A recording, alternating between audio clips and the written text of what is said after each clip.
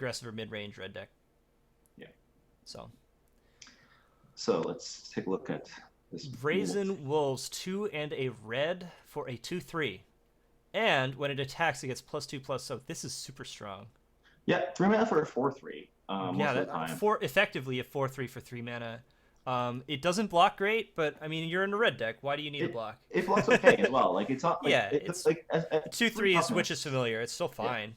it's a Like you'll block still play okay. it. It's not trading up as well as 4/3 obviously would. Right. Against like bombs and stuff, but it is pretty relevant. And it has a relevant type line. Yep. Not as relevant in this set, but I mean, relevant. there's no like it's a wolf, not a werewolf, so you don't. Yeah, there are some synergies from shadows, like Yes. Hunt by Moonlight, or no, what was that card? Moonlight Hunt. That's what it is. So there's a few synergies in shadows, but yeah, I think this is about as good as a vanilla 3-drop can get, at common at least. So this is probably a C plus. C plus or maybe a B minus. Like it could be that good. It's hard to know exactly how good cards like this are until you get the feeling of the tempo of the set. Well, the fact that they're showing us a lot of these like combat tricks and stuff in this set and effects that matter in combat, like Blood Mist, makes me think that this is in fact going to be a good card. Or at least, if it's not a good card, they really tried to make it a good card. Exactly. Right? Like, this definitely seems a little pushed. The one thing I'll mention, though, just as the message of humility to people that are rating cards like this, remember Topan Freeblade from Magic Origins. When the set was released, or just previewed, I don't think many people pegged how good Topan Freeblade would be. No, I certainly didn't. When I listened to Limited Resources, and I think they mentioned that it was good, but no one pegged it as the standout card of the set. Like today, if you say what card stood out most to you from Magic Origins, probably 50% of people are going to say Topan Freeblade.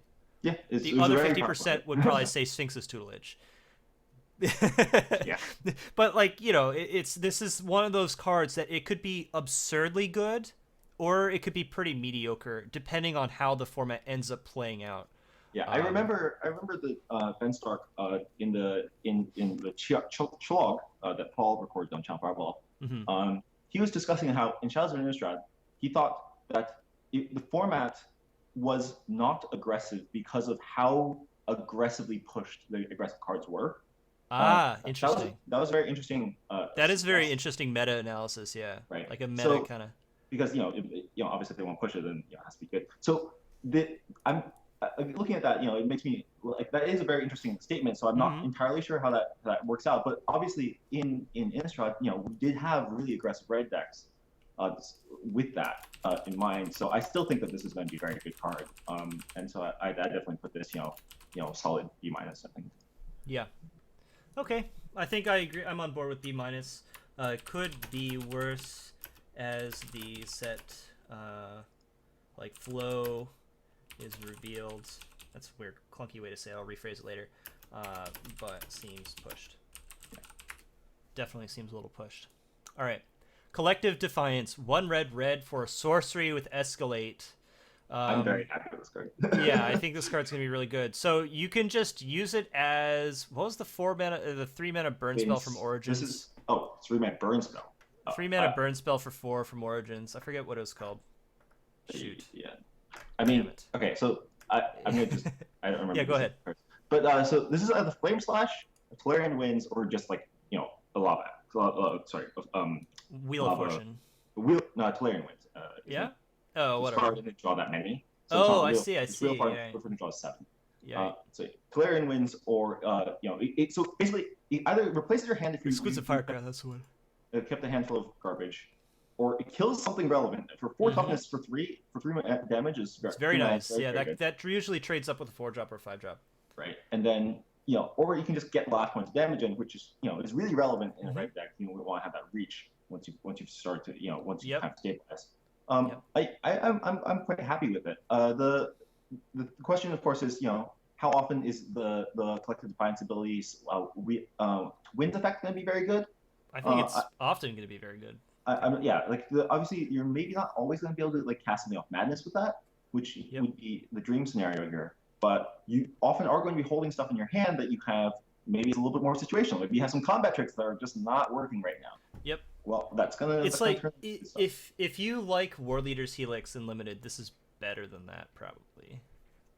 Like Yeah. that's a weird comparison, but War Leader's Helix deals 4 to something, and you gain 4. Yeah. Like, this is probably better for a red deck.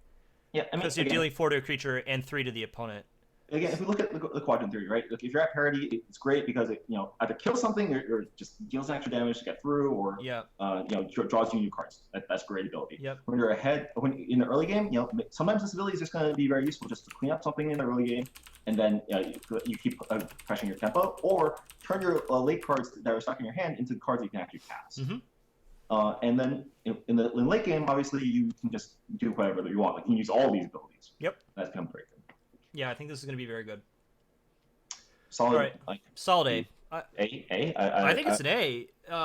Just how flexible it is. It does what you need it to do at any stage of the game. I guess that's true. Like A is pack rat though, right? Pack rat's like an A++, or maybe an S. Okay. So, Pack rat has a special rating called Pack rat. Yeah, like this is Pack rat has kind of a special rating. What's it like? Jitte or Pack rat or Citadel Siege? They're like in their own tier of this should never have been printed. It's not limited. This is definitely not at that level. This is not at that level, but I think it's still an A. Like yes, it's in that case, yes. it's as efficient as removal you're gonna get. It can be better than that. Agreed. It's just that good. Like if you like murder I have murder as an A- or B+. I think this is better than murder. I'd pick this over murder. Escalate for 1 is just so good. Like 5 mana, you get all abilities. Yeah. Well, yeah. Anyways, let's keep going. This is a great card. Deranged Whelp. So 2 mana for a Whelp. Conduit of Storms though. You missed one. Because that's a flip card. That's why you missed it. Right. Yeah. So Conduit of Storms is also a red card. It is a flip card, 2 and a red for a 2/3 werewolf horror. Both relevant type lines, especially if you have a thing in the ice. And when it attacks, you add red to your mana pool at the beginning of your next main phase. So this is like Savage Ventmaw Light, right? Kind of. Yeah, I mean, what was that card from Dragons of Tarkir that did that at a small level? I forget. There was one, but either way, you could pay 5 and transform it, and it transforms into a 5/4 called Conduit of Emrakul, which is a colorless Eldrazi werewolf. Why it's no longer a horror, I'm not sure. It probably just didn't fit on the card. Maybe Eldrazi and horror distinct, but we have Eldrazi horror. We have Eldrazi horrors, yeah. Why can't it be an Eldrazi werewolf horror? I guess it's just less horrific. Flavor fail. It's even more horrifying now. Anyways, what in this case though, when it attacks, you add 2 colorless mana to your mana pool, and you're gonna want to attack with a 5/4. Oh yes, definitely. I think that if we look at this like in comparison, like Kozilek's Chandler, obviously the colorless mana is less relevant, so it makes it slightly worse.